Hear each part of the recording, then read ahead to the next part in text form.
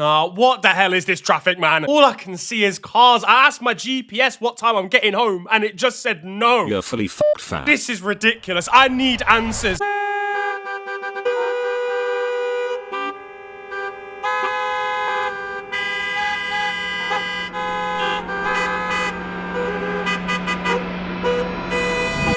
Are you joking? Move, man. Some of us have got to go meet our girlfriends. I mean, wives here. Sorry, sir. I cannot.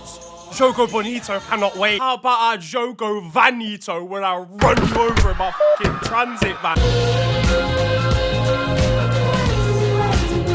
Yo guys, it is your boy Niran here, and you are watching FTW. This, of course, the series where I bring to you the best and more frequently the worst of what football has to offer during the last 7 days. Once again, let's aim for 6,000 likes on this episode. You guys have been smashing it recently. Love you all. But what's been kicking off in the world this week? Well, the footballing imposter was in action this week as Super Bowl 60 saw the Seattle Seahawks victorious. NFL Haramble was actually on show here. We didn't get a single touchdown till the final quarter. Mikel Arteta was somewhere realizing he can just score set pieces in a different sport as well. The Jacksonville Jaguars are going to be set up differently next season when Netanyahu comes in and has them swinging corners into the line of scrimmage. It was nice of musician Bad Bunny to allow these lot to play football during his concert. He was on halftime show duty and he performed fully in Spanish. Absolutely unreal performance, really unifying as well. Though Donald Trump will be fuming seeing a man speak negative 4 words of English in front of a team called the Patriots. Somehow a South American telling people to love each other became political. Though to be honest with you, they ain't got a leg to stand on. I've seen Copa Libertadores games, bro. It's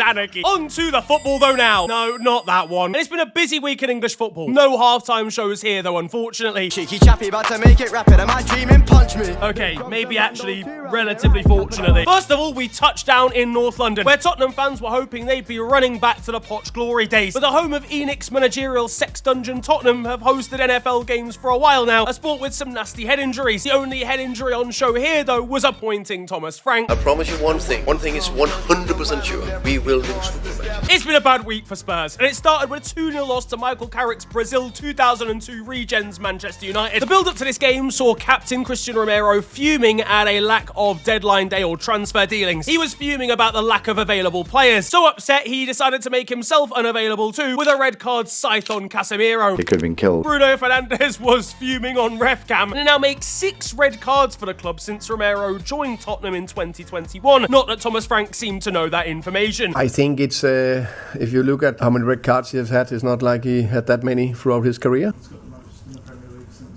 Of Premier League players. Okay.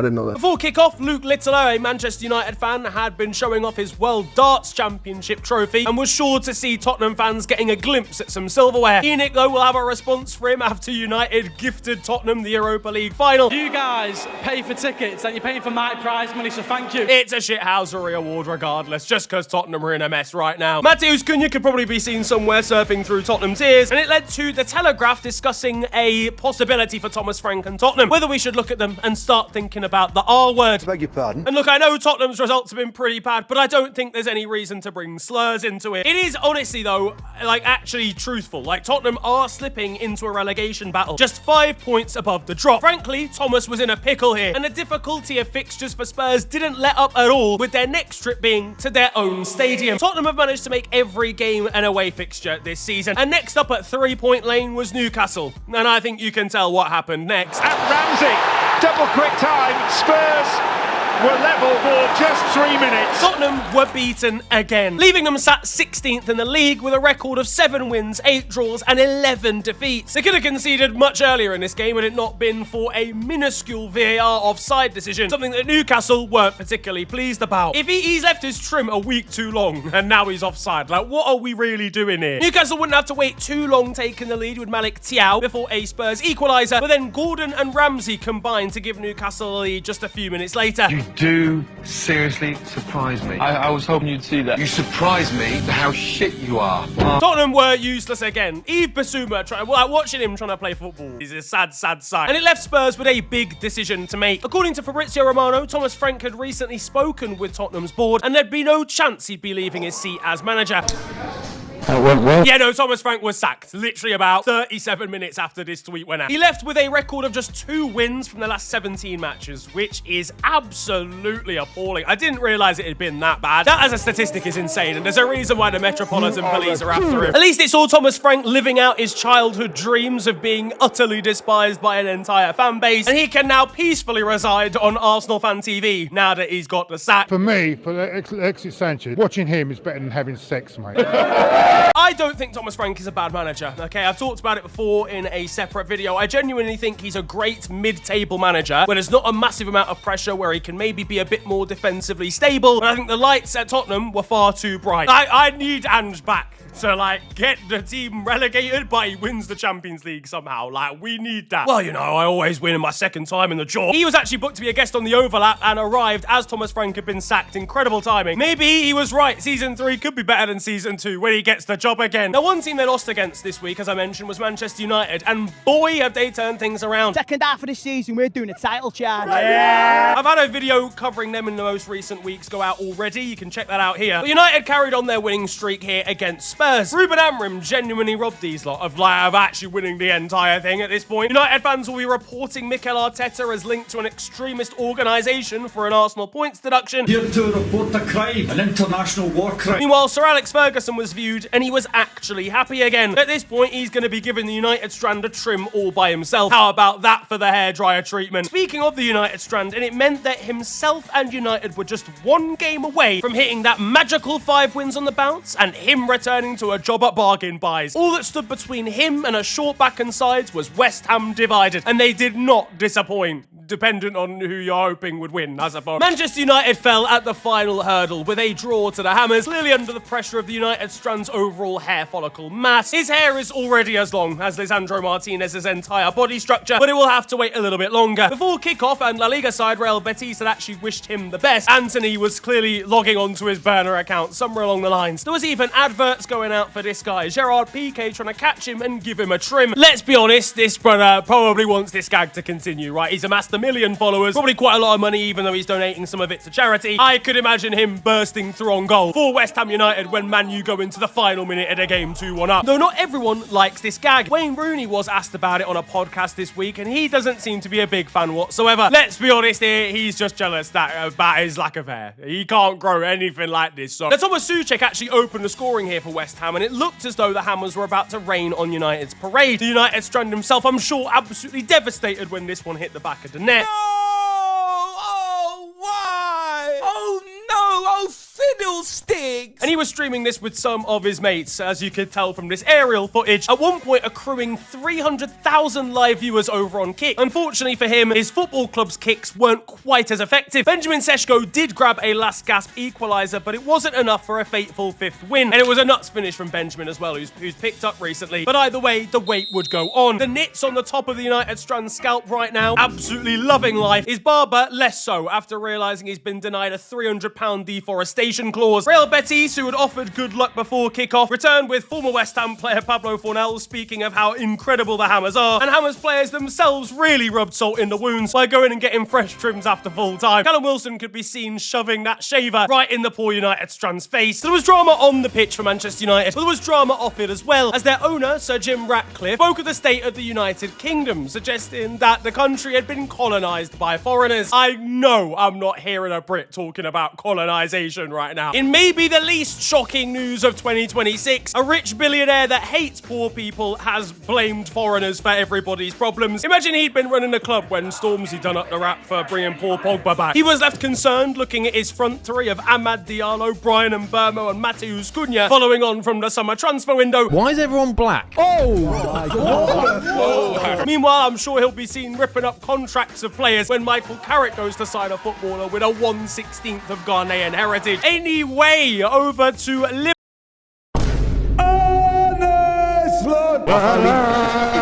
I refuse refuse to do it. I can't, genuinely. This can't be happening every single week. Oh, how devilishly disheartening. Swindon-based, politically correct, above 23, on-ice professional cattle fondling this week. Guys, it's genuinely croquet this season. Sign him up, guys, because Arne Slot, he's playing croquet now. Liverpool threatened to play football this week and were victims of a Pep Guardiola comeback for our first loss to Manchester City at Anfield in 30 years. The first half, Manchester City really just dominated us, but didn't really create all that much in terms of clear-cut chances. And whilst the second half was better, the game really exploded into life with our first goal of the week, as Dominik Szoboszlai, looking to recreate that free kick against Arsenal, decided to smack in yet another set piece with even more venom and swerve, leaving Gianluigi Donnarumma rooted to the spot. Milos Kerkez's reaction, unsurprisingly, he couldn't quite believe what his countryman had done in a week where he decided to take up Kung Fu. MMA in this case for Liverpool, meaning maximum misery, absolutely. But either way, back to the on-field stuff, and Bernardo Silva would equalise with about 10 minutes of the game to go before Alisson Becker's frontal lobe went on strike, giving away a penalty under absolutely no pressure or threat whatsoever. Erling Haaland would unsurprisingly score the penalty. It now means that he scored at every ground in the Premier League, or represented by a Premier League club, except for the Stadium of Light and Sunderland, who found that piece of information pretty interesting over on Twitter. Liverpool could have got a late equaliser with a sensational strike from Alexis McAllister, only to be denied by an equally spectacular save from Gianluigi Donnarumma, something that Pep Guardiola was trying to mimic down on the touchline. And then with Alisson going forward trying to get us a goal, and with an empty net at his disposal, Ryan Shirky would shoot from the halfway line. It dribbled across the line, but not before Dominik Szoboszlai had pulled back Erling Haaland, who then returned the favour, and seemingly this was ending with one of the most ridiculous goals for a 3-1 defeat. I'm not bothered, really, I'm not bothered. Man City fans were in jubilation, one running onto the pitch to hug Haaland on the floor, only for the referee to decide to completely fuck both teams over for no reason. Yeah, look, I mean, in theory, yes, Dominik Szoboszlai has fouled Haaland, an advantage has then been given, which has then ended because Haaland pulls Szoboszlai back, but it just felt like one of those moments of over-sanitisation of VAR. Turns out that Dominik Szoboszlai had snapped himself out of existence. I hope they remember you. Because he was then dealt with a red card for denial of a goal-scoring opportunity after Man City scored that goal-scoring opportunity. Either way, it left us 12th in the form table over the past 20 game weeks. I can't wait to see Alexander Isak, Ekatike and Vert scoring in the Conference League versus a Kazakhstani Northwest side. Pretty disparaging to see us spend so much money and maybe not even qualify for the Champions League. Look, I know it hasn't gone very well so far, but there's still a lot of big money on there, so let's spank the banker! Come on, guys! Over at Nottingham Forest, and there's the usual anarchy. Sean Dyche has now been sacked by the club. This now means they've sacked 3 head coaches in the space of 1 season, and it's only February. That, of course, after Nuno Espirito Santo and Postecoglou, and now Sean. 4 managers in a season. Utter woke nonsense. Brother, fam, this is ridiculous. As much as I believe Marinakis has probably already eaten Sean Dyche, they could do a Manager of the Year poll. It's getting that crazy. Let's be honest, Marinakis is probably just going to nominate himself to be head coach from this point. That will spell some serious danger for Morgan Gibbs-White under house arrest. As for Sean Dyche, his exit interview could be seen here. International law doesn't matter to him. The only thing that matters to him is his own morality. The guy is a convicted felon. Yeah, I mean, look, Mr. Marinakis is an interesting character. I'd rather not have black vans turn up at my house, so I will just go as far as to say that having 4 managers in a season when you just qualified for Europe for the first time in decades is terrible management of a football club. Some good management of a football club has, of course, been going on at Arsenal. They sit top of the league, and that case was helped when they defeated Sunderland at the Emirates. Impressive of Noni Madueke to still contribute despite being blind after this clash and his headband going over his eyes. Meanwhile, the referee and VAR must be blind, because how Ronaldo got away with this challenge on Victor Gyökeres is beyond me completely. Mikel Arteta, meanwhile, was frustrated at the fact that his side didn't actually score a set piece in this game, but I really wish he'd maybe stopped talking after that. Number 6, 6-7, 6-7 is what my kids show me. 6-7, let's do the 6-7. Check his outright. Chelsea been in good form recently. They continued that with a win over Wolves. We saw Cole Palmer grab a hat-trick in this game, 2 of which being from the spot. Hold Palmer performing now the Winter Olympics are on. Coincidence? I think not. Liam Rosenior revealed that Brazilian youngster Esteval couldn't actually believe he was a former footballer after his terrible touch in that game against Arsenal, and he was immediately benched for it. Yeah, nah. And in a press conference after, Cole Palmer, fresh off the back of his hat-trick, could be seen listening in secretly. A lot's been said about him. I think he answered that with his performance today and 3 goals, and hopefully we can still see more ice. Sorry. Not as good a result, really, for Chelsea against Leeds, though, later on in the week, who have proven to be a bogey side. They were defeated by Leeds earlier on in the season, this time a 2-2 draw. Now, the penalty on João Pedro in this game might be some of the worst decision-making I've seen all year, closely followed by the decision not to give a handball against Leeds in the build-up for their first. There was some catastrophic Chelsea defending going on during this match as well, but Cole Palmer could have rescued the Blues with the last kick of the match, only to blaze it higher than his predicted grades have ever looked from about 2 yards out. Leeds' admin was once again circling and looking for annoyed Chelsea fans. I don't know why these two always go at it. The Chelsea and Leeds admin will be staring at each other with serious hate and passion when they catch each other in the media centre. Meanwhile, other controversy going on in England this week has involved pundit Eni Aluko. Now, for those that don't know, Eni Aluko is a former women's footballer who represented England for a long period of time, but as a pundit, things haven't gone as well for her. She's very much known for making either very obvious or factually incorrect statements on air. No hate whatsoever. I don't really have any skin in the game. There are plenty of female pundits and presenters that are amazing in the world of football. I personally don't think Eni Aluko is one of those because of the amount of mistakes that she makes. She also got into very public beef with Ian Wright over the fact that he was presenting women's football and basically suggested that he should have given up jobs for her if he was really an ally of women's football. Now, this is Ian Wright, by the way, who was like platforming women's footballers back in the 90s when it really wasn't taken seriously at all. Her agent must be in a state of disarray when she says more than 4 sentences to a publication. She was also quoted as saying she didn't know, respectfully, whether Nedum Onuaha, a fellow pundit who she also didn't think should be getting as much airtime, had ever played for England. Which is probably something you should check. As a pundit, that's something that you should know. I don't want to pile on. I just think it's very unreasonable to ask people to give up their jobs for you. Now, in France and in Ligue 1, Roberto De Zerbi said that he hates Paris Saint-Germain in the build-up to Le Classique because he hates power. Well, clearly so do his players, because they allowed PSG to have absolutely all of the power as they were slapped 5-0. Ousmane Dembele grabbed a brace in this one. He was getting ready, getting his mojo together to absolutely cook Prison FC. Diego Cavaradonna scored a beautiful goal in this one as the ball dropped out of the sky and he controlled it beautifully in on the full volley into the back of the net. A goal that came in the 67th minute, cueing this tweet from PSG. Yeah, no, look, listen, get them arrested. New recruit from La Masia, Dro Fernandez, was balling out for PSG after his recent £6 million move. Meanwhile, Nuno Mendes firmly locked up Mason Greenwood. Now it's just up to the police to do the same. This result was so bad that it saw De Zerbi leave the club via mutual consent. I'm pretty sure he said the other day he wanted to stay at the club for years to come. Clearly, that was all a lie. It's false. Pure fiction. It's a made-up tale. A total fabrication. Hendrick has been lighting it up for Lyon since his loan move from Real Madrid. He's practically embarrassing defenders every game. They're returning the favour by flat-packing him and sending him back to Brazil. Liverpool announced the signing of young centre-back Jeremy Jacquet from Rennes last week. And in the true spirit of becoming a Liverpool defender, he had to get injured immediately, picking up what looked like a nasty shoulder injury and immediately heading into our physio department. At Saint-Etienne, and Timothy Chalamet, who's been a lifelong Saint-Etienne fan, and he spoke often about following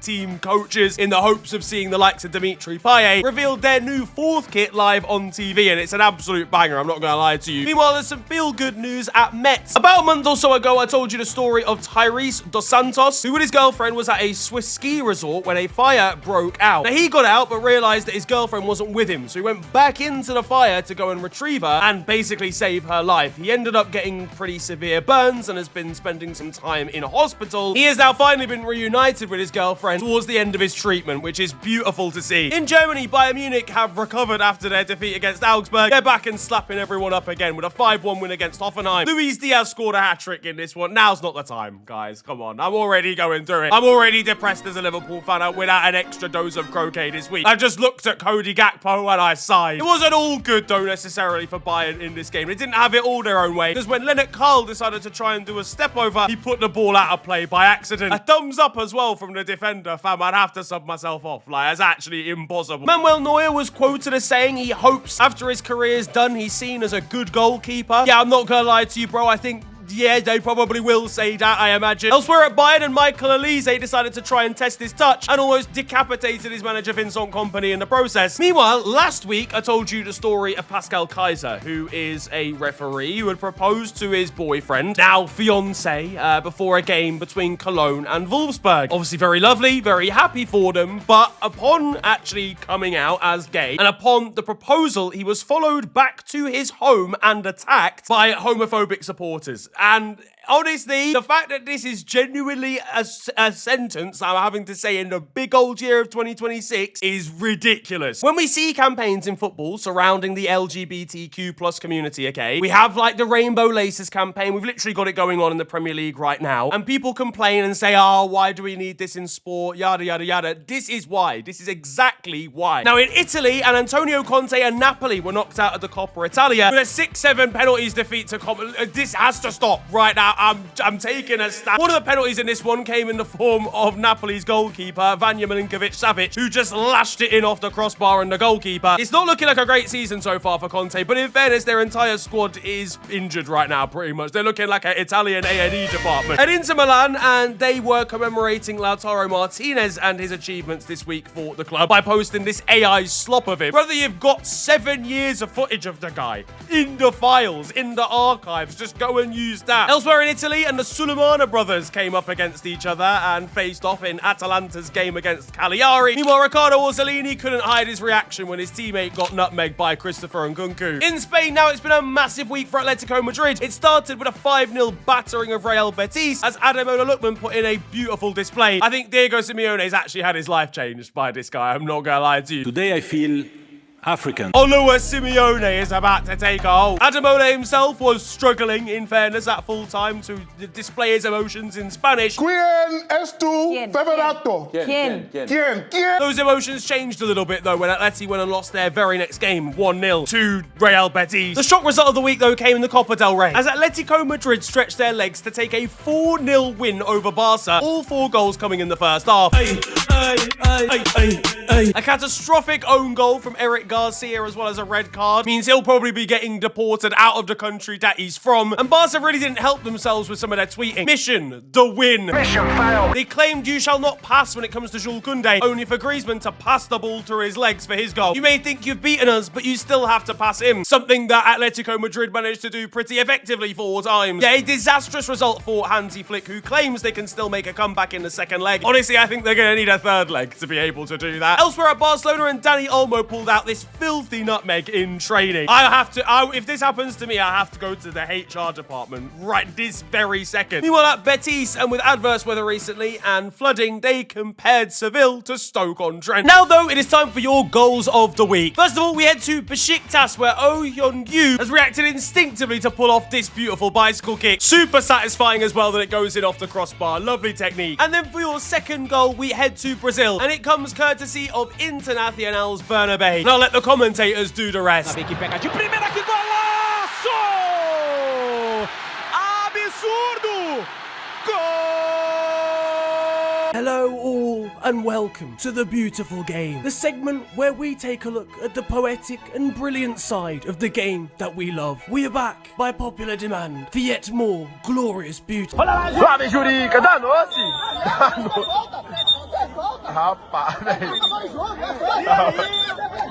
And that concludes The Beautiful Game. Now, over in Turkey, and Junior Ola Ayton for Besiktas is ready to take a long throw-in. And one supporter, he saw his opportunity and took it with both hands. Well, he took the selfie with one hand, I suppose. In Brazil, home of Yogo Benito, home of skills, an injury for this Vasco da Gama player is not gonna defeat him from moving the ball through his opponent's feet. At Guarani now in Brazil, and at half-time, they discovered a shocking revelation. One that was extremely positive, and they made cinema theatre out of it. They discovered that their rivals had lost and had therefore been relegated from their local division, and so they shut off all the lights, asked all their fans to get their camera torches out, and did a good old celebration for it. In Saudi Arabia now, and NEOM have signed Messi. Ryan Messi. Yeah, I think they might have actually thought they were getting the Argentine version, accidentally signed this one, and NEOM's president's going to be confused looking at this. What are you doing here? And not in a racist way. An extension of goals of the week now comes from North District, where Carlos Paez has scored an absolute worldie. It is a beautiful goal, this one, coming from Hong Kong, and then goes up the other end and accidentally scores an own goal as well. Closer to home now, and in Crystal Palace's game against Brighton, one Palace fan kept himself entertained by doing the worm in this massive body of water in the stands. Fulham put out a headline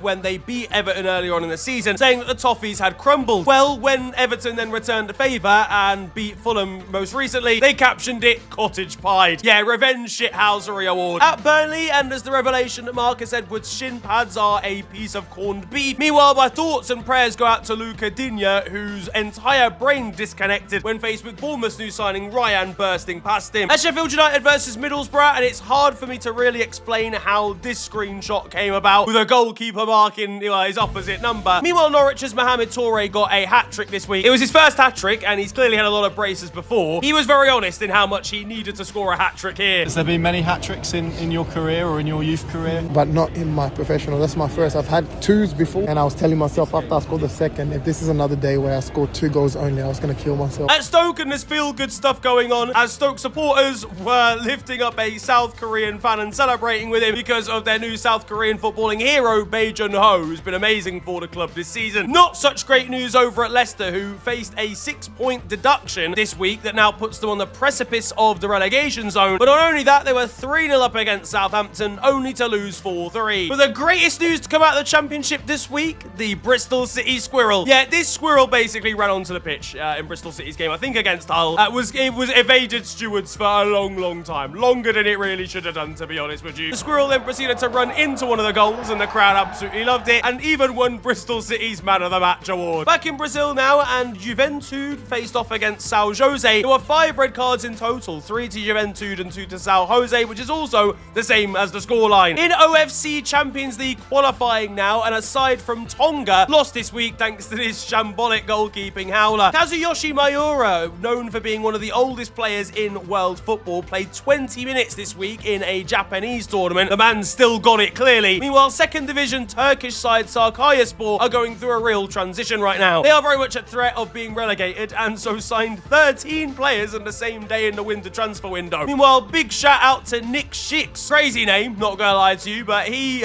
made his debut for PSV this week. He's been at the club since the age of 8. He used to be an outfielder, but became a goalkeeper during his youth. He made his debut finally for the club this week and earned a Man of the Match award. What a way to finally make your debut.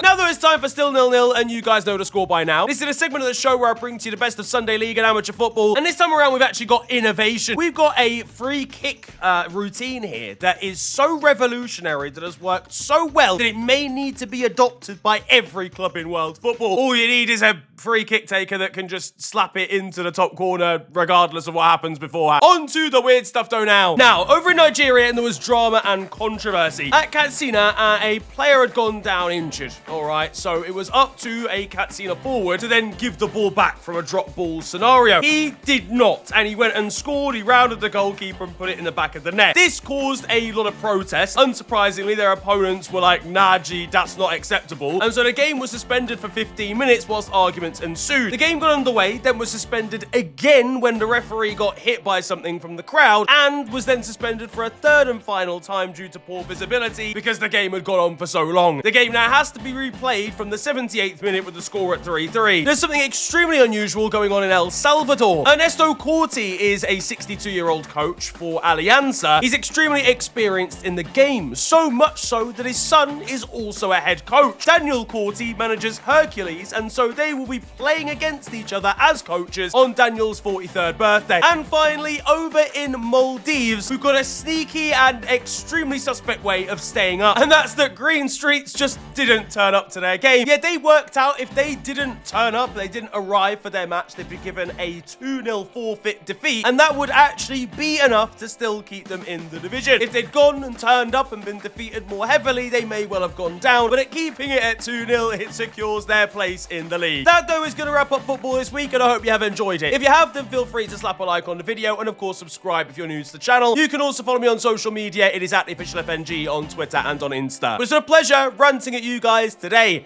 Have a wonderful day, enjoy yourselves, and goodbye.